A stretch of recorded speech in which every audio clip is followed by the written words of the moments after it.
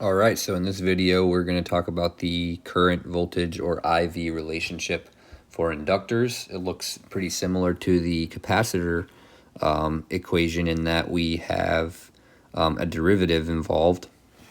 However, in the capacitor equation, just for comparison, we said that IC was equal to the capacitance multiplied by the rate of change or the time derivative of the voltage across the capacitor. For inductors, the voltage across the inductor is equal to the inductance multiplied by the time derivative of the current through the inductor with respect to time, okay? And so I just wanted to put that there for comparison. Let me just shrink this, throw it off to the side.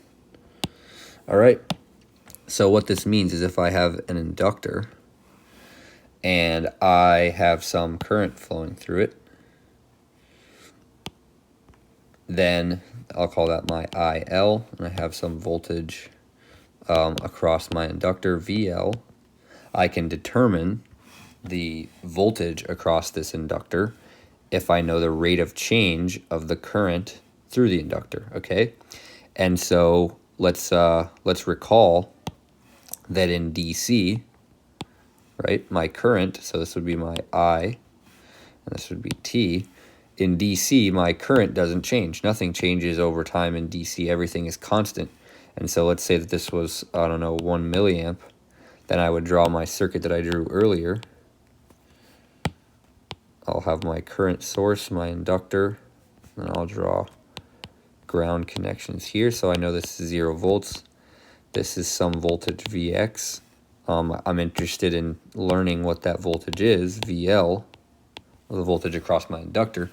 Well, I know that for a DC circuit, if this was a 1 milliamp source, that would be a constant current. And so the voltage across my inductor would have to be 0 because with a constant, I have a rate of change of 0. So this term, again, goes to 0 for DC, and I'm left with VL is equal to 0. So there's no voltage across my inductor, and Vx is equal to 0. Okay, so I kind of already explained that in the last video, but just to make it clear, there is no voltage across the inductor in DC. It behaves like a short. And so the other important concept here is that similarly to how a capacitor, we said that the voltage across it can't change instantaneously.